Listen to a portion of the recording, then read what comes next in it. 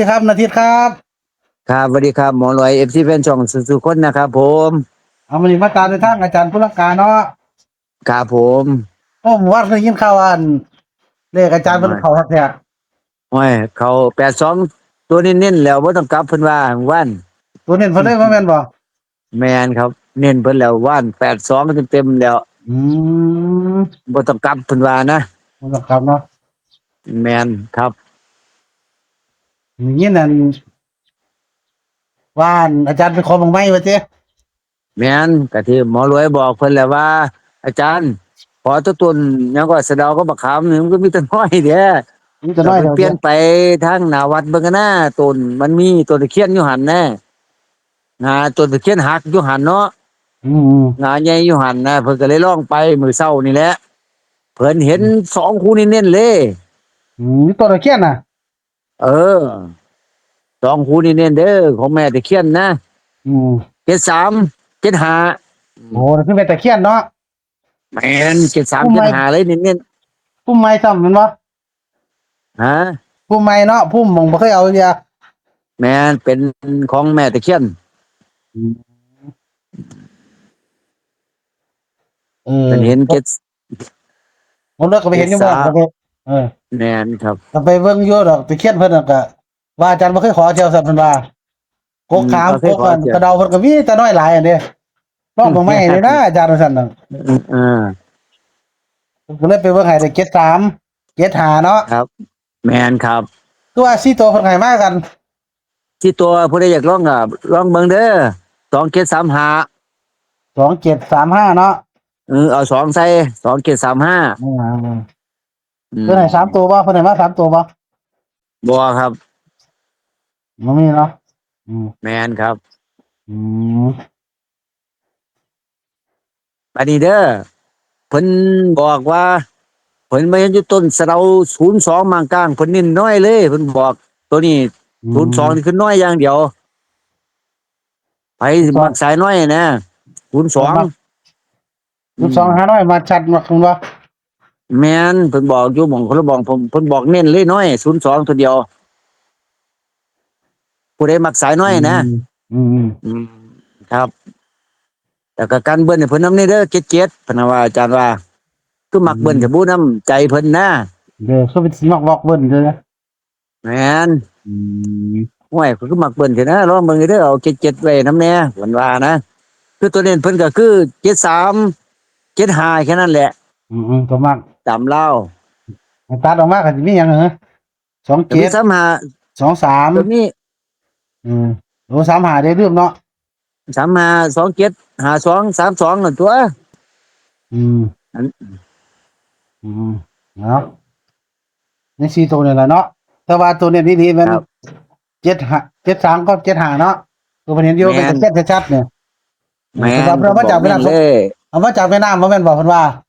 อืมแม่นลากขึ้นมาจากแม่น้ำศรีสงครามครับเพิ่นไปขุดนะสมัยเขาลอกคลองเนาะอ่าเพิ่นไปพ้อเขาเนาะเพิ่นก็เลยเชิญขึ้นมาไว้ในวัดนะครับครับอืมอันเช่นมาเนาะก็มาไว้วัดแต่ว่าบ่ได้ขอจักเที่ยเพิ่นว่าบ่อืมครับเพิ่นบ่เคยขอจักเที่ยเออๆบ่เลยบอกเพราะว่าเพิ่นว่าเอ้าว่าเพิ่นว่าเพิ่นว่าเนาะอืมเพิ่นว่าขอแต่ต้นสะเดากับต้นมะขามจนเพิ่นเมื่อยแล้ว อันนั้นเดินไปแต่ฮานอยเว้ยไปแต่ฮานอยเว้ยแต่ว่าสองก็โดนๆก็เอาเมื่อวานก็มาเพิ่นอยู่นี่แหละครับอาจารย์82อืมมาก็เอ้าโดนๆแล้วจักมาว่าอืมแต่ว่า02นี่ก็ระวังให้ดีเด้อเพราะว่ามันเป็นต้นเก่าที่เพิ่นขอออก28มันนี่เนาะซื้อได้ทั้งแม่นต้นสะเดาซื้อแหละ ซื้อได้ทั้งฮานอยทั้งลาวเลยเนี่ยแม่นแต่ว่าเพิ่นให้เน้นคือน้อยนะแต่อืมแล้วแต่ FC เนาะครับผมลองเบิ่งซะละดีบ่ดีตัวเน้นเพิ่นอาจจะไปตามเราก็ได้แม่นบ่อืมเน้น02แม่นเพราะว่าน้อยเพิ่นว่าเป็นตัวได้ก่อน02นี่เพิ่นว่าเป็น4ได้ก่อนอยู่ตัวสะเดาแล้วเห็นแต่202แล้วอยู่ตัวสะเดาอะอืม02 0220แม่น02เพิ่นบอกเลย02ตัวเดียวเลยเห็นว่าอืมอืมสิเพิ่นติดตามอาจารย์พุทธการประจำคงจะเห็นเนาะโอ้เพิ่นแม่นครับเพิ่นผมก็โดนเด้โอ้แม่นครับบ่ธรรมเออดาเด้อครับแม่นว่าแต่แม่นเด้อเนาะ แม่นครับมันมาแตะโดนแล้วครับอืม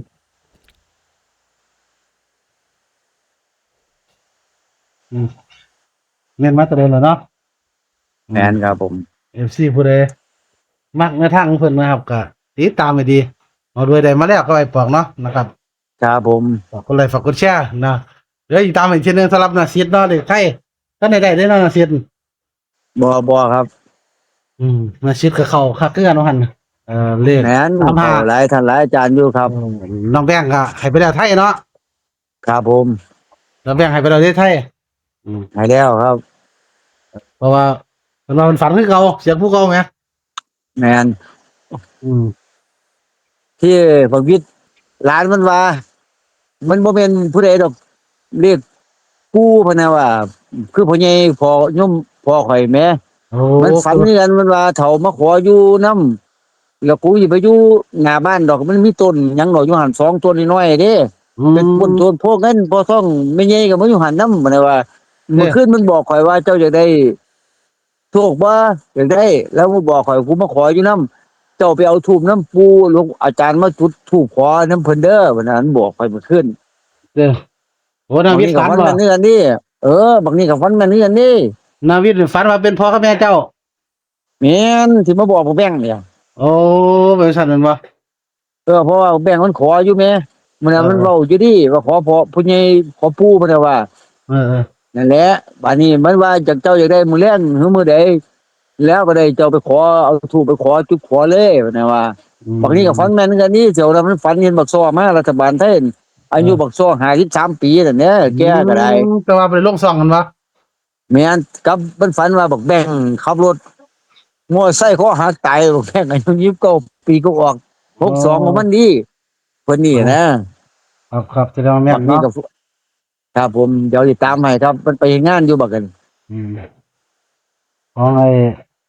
นาวิทย์แม่นวิทย์โอ้ไม่บอกหนึ่งหาเลยเก่งตัวเนี่ยเนาะอืม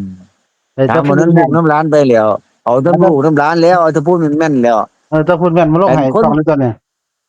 ครับบ่แม่นก็จักสิเอามาให้ FC พี่เบิ่งอีหยังเนาะเอาเจ้าก็หาพยายามมื้อก็บ่ฝันทีหนึงแหมเด้ข้อยก็บ่เอาดีแบบนั้นเออ